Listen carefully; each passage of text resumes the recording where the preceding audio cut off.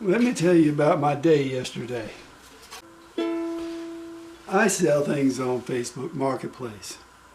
This is a habit and a hobby, and it's the same as me going to the golf course every day or going fishing. And fishing is a little more like what it is. I want to tell you about my sales yesterday.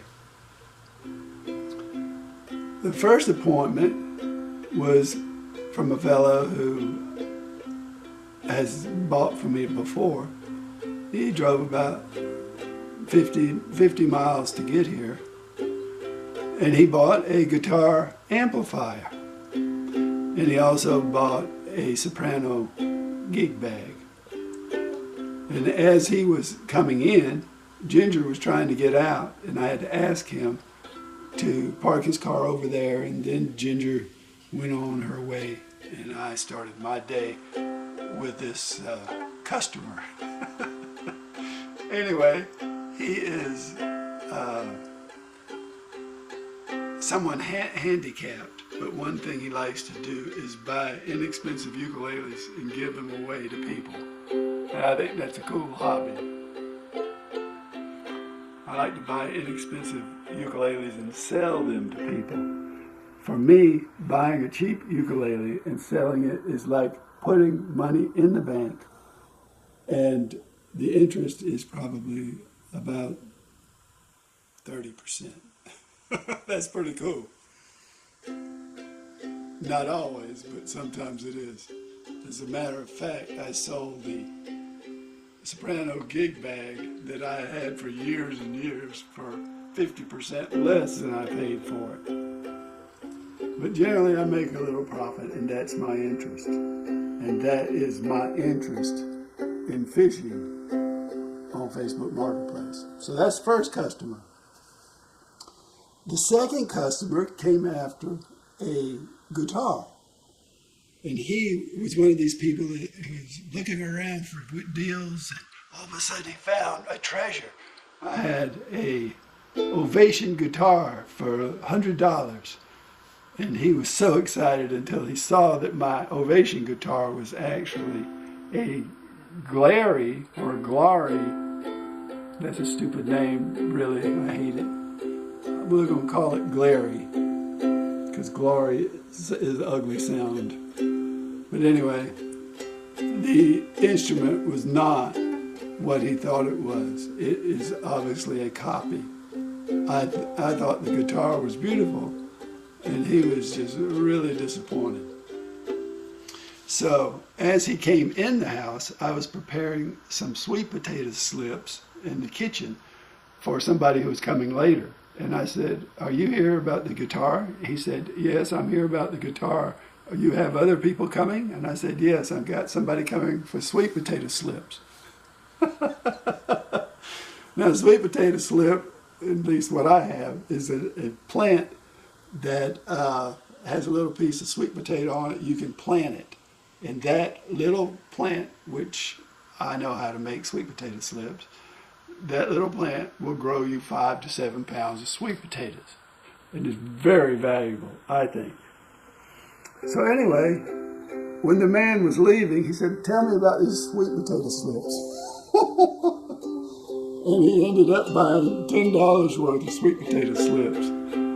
And that was a lot of fun and very cool. And I hope I got him started. It's a treasure.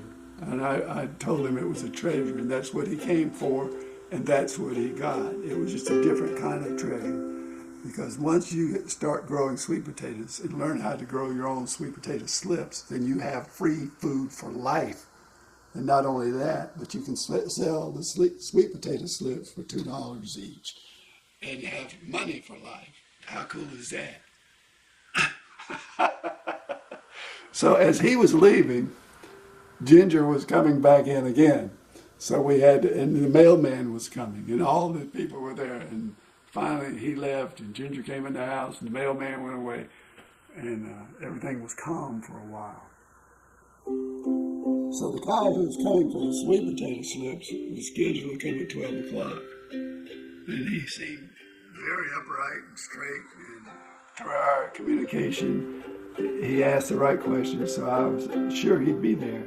I cut the sweet potatoes, slips, and had to go out in the garden and do some little work to do that. I had to prepare them, put them in some water and so forth. So at 12 o'clock he wasn't here. At 1 o'clock he wasn't here. So finally I sent him a message. He says, I've been looking for you. He was lost. And he'd been driving around for an hour in Gadsden trying to find me, even though he used to live close by. But he's older now. He lives way up on the mountain. And he said, will you meet me down at the shopping center at the bottom of the mountain? Well, I had an idea of where he was talking about, but that wasn't specific enough for me. And so I said, no, I won't. No, he said, meet me at the shopping center at the bottom of the mountain, or I'm going home. Now that should have clued me that the guy was not, I thought at this time, I figured he was just somebody playing around and never intended to come. I really did. So when he said, I'm going home, I said, goodbye. This reminds me of my first contact with my friend Dennis. He said, I don't pay market value. And I said, I don't sell for market value. Anyway, Dennis got back in touch, and this guy did too. And he said, well, what can we do about this? And I said, well, can you get to Jack's? Yes, I can get to Jack's. I said, let me know when you're at Jack's, and I will be there in 5 minutes. Sure enough, about 5 minutes later, he was at Jack's. I went to Jack's, and I want to tell you, I had a most rewarding conversation with this old guy. I really did. He bought $30 worth of sweet potato slips. And we just kept talking and talking and talking. He would tell me about all of his problems and things that were going on in his life and how he'd driven around and burned up a half a tank of gas and all. I understand that. Everybody he talked to had told him, oh, go here, go there, go. Oh, so he couldn't find me. You assume that everybody has Google Maps or something. You assume that people know where they're going when they coming in from out of town. And you assume that if they don't, they'll get in touch and send me a message saying, I'm having a hard time finding you. Can you tell me where you are? But it may be that their device doesn't work, or who knows. It may, if they're typing in the little stuff on the phone, that's difficult and aggravating. But anyway, we had a wonderful conversation. I really enjoyed talking to him. I explained to him how to plant the sweet potato slips and how to grow them every year, grow the slips every year and grow his sweet potatoes every year. And we parted very good friends. And I was glad that it turned out that way, because I really thought that he was playing around with me. Anyway, that's my day on Facebook Marketplace.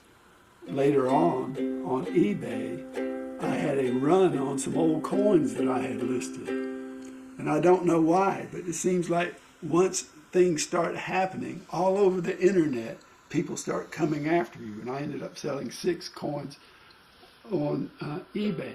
So these are things that I put in the bank years ago, or maybe days ago, and now I'm taking them out. I don't want to buy stuff to sell. I want to sell stuff that I have. Thanks for watching.